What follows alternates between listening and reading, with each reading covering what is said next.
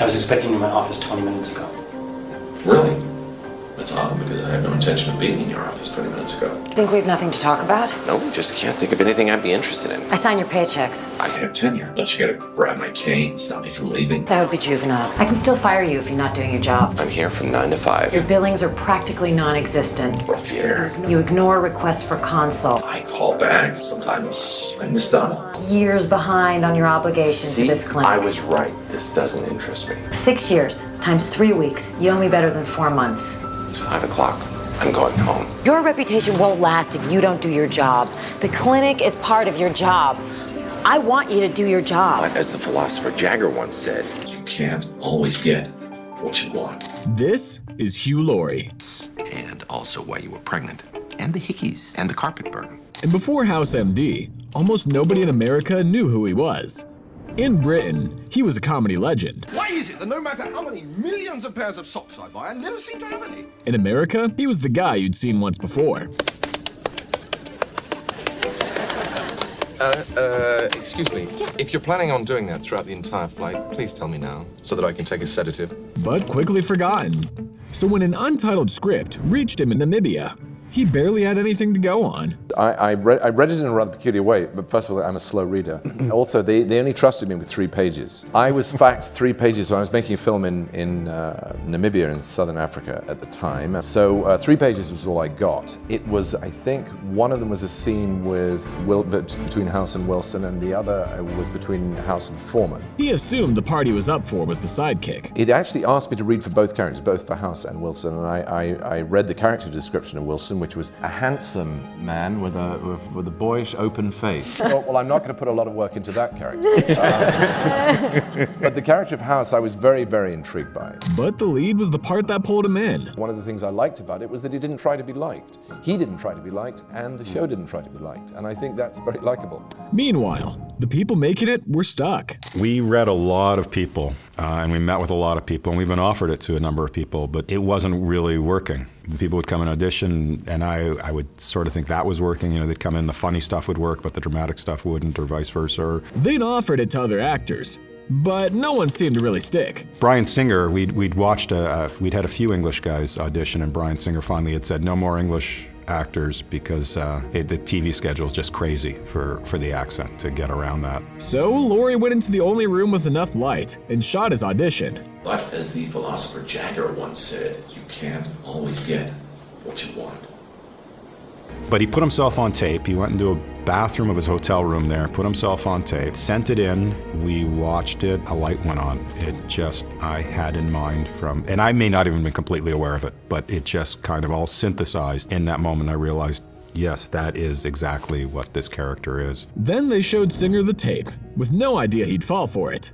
Bryan Singer, after working on several movies, had decided there's no way on this kind of production schedule I'm going to hire a non-American actor. Unbeknownst to him, we put in the tape of Hugh, and he literally got out from behind his desk and went around his desk and went right up to the television as close as he could get because he was sort of mesmerized. And I said, see, here's an American actor who's really grasping this character. And everyone's looking at me kind of funny because they all kind of knew he was a British actor.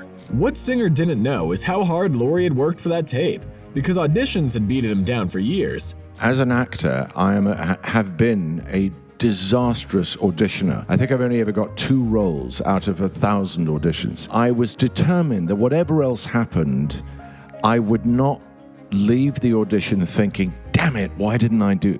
So I arrived about a week before we were supposed to meet, and I paced up and down in a hotel room going over and over and over. He even went hunting for a prop. In LA, being LA, it turned into a problem. I went out to try and buy a cane in Los Angeles to rehearse with. Strangely enough, you can't buy a cane in Los Angeles. So I bought an umbrella instead, which is quite easy to buy, even though it never rains in Los Angeles. The umbrella got him House. But every version of House needed one person to soften against. That was Wilson, the man playing him almost in an audition. Robert Sean Leonard had 2 pilots in front of him, and House wasn't the obvious one. I was going to audition for that, and then the other one that was really smart was House, but it wasn't called House, but this medical show, and I thought the medical show was great because I'm a huge Sherlock Holmes fan. He wasn't after the lead either, and that was the point. I think I love being the guy. I don't necessarily the guy, but the guy counts on. It's kind of, I like that role. It's a good role. It's a fun role. And I also love The Odd Couple. And to be honest, like I've wanted to be Tony Randall my whole life. Leonard and Laurie became close in real life. I've had a few moments with Hugh saying things to me that I just lost it completely. I had giggling fits that took several minutes to stop. None of the show's warmth works without it. And Laurie knew what to think. I would like to thank Robert Sean Leonard. I can't remember why. He did give me a reason. For all of it to hold, Laurie had to be American.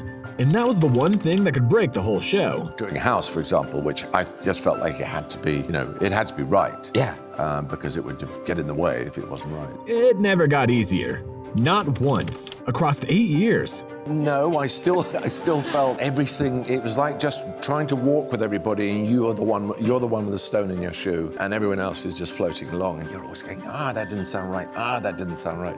He fought hardest over the words that wouldn't sit right in his mouth, and he refused to let Shore change them. When I hear myself saying coronary artery, Impossible. I don't even think Americans say it right. I would say, doesn't it? It can be just, we can change that. We'll talk to the doctor. We'll come up with a different thing. And go, no, don't you dare. And Shore kept the American accent on purpose, so the audience couldn't write House off. My reason for sticking with the American and being an American is somewhat of a dismissal of American audiences, I guess, because I knew the character was odd. I knew the character was different. And I didn't want the audience to be able to go, oh, he's odd, but he's a foreigner. And just kind of dismiss it. I wanted them to feel he was one of them. The show got made, and Laurie was sure it wouldn't last. I lived in a hotel. I didn't unpack for the first year because I thought, well, we're going to get canceled any moment. Even on a hit, he expected it to vanish. Everybody's talking about how brilliant you are, and yet you're still like, you just never know. I could be fired any day. Right. Any day, yeah, absolutely. Yeah. And he was almost right, because the show didn't take off at first. It took a while. It wasn't until we came on after American Idol, which was a sort of juggernaut at the time, well, still is. That was really, that was the thing that sort of lifted us up onto another level. Then, it didn't stop climbing. House ran 8 seasons and peaked at over 19 million viewers an episode. And in 2008, it pulled 81.8 million viewers across 66 countries, the most watched drama on the planet. Guinness named Laurie the most watched leading man in the world and one of the highest paid actors on it. And you hold the Guinness World Record for the highest paid TV actor in a drama series. Yeah. According to Guinness, you were making $700,000 an episode. Oh. Is that true? That is not true. $650,000? No. And the role that made him a star was never easy to live in. I found him hard at times because he was a tormented character. He was living in a dark place, and there were times when the darkness, it sort of got to me a bit. That was sort of the goal of it, so it had to be that way. 2 years in, the guy nobody would hire was up for the biggest award in television drama, against the American stars he'd been passed over for. Patrick Dempsey, Grey's Anatomy. Michael C. Hall, Dexter. Hugh Laurie, House. Bill Paxton, Big Love. Kiefer Sutherland, 24. And the Golden Globe goes to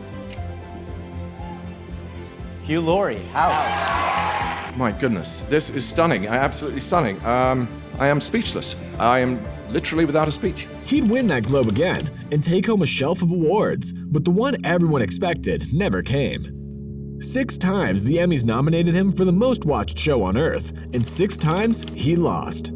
His own father, an Olympic rower, had told him what to do with that years earlier. And I remember him saying, always remember any idiot can win. Winning doesn't really teach you anything. Whereas if you lose, it forces you to examine yourself and think about what you could have done better and how hard you're prepared to exert yourself to make sure it doesn't happen again. After 8 years, Laurie walked away while the show was still standing. House leaves the party before anybody asks him to leave the party, and better to leave early than to leave late. He didn't mourn it because he had somewhere to go. I had this amazing opportunity without any period of mourning to jump straight into the music world, which was an incredible gift, really. But he never let go of the character that changed his life. I loved him. I still do. I mean, people talk about him as a, you know, oh, he's so mean, or he was a jerk, or well, yes, he was some of those things some of the time, but he still makes me laugh. his view of the world still makes me laugh. The weird combination of great intelligence and skill combined with the brain of an 8-year-old, I just find completely enchanting. He still makes me laugh. More than a decade later, House found a whole new life on streaming. And it all still traces back to a British comedian in a hotel bathroom, holding an umbrella instead of a cane, taping a part he was sure he'd never get.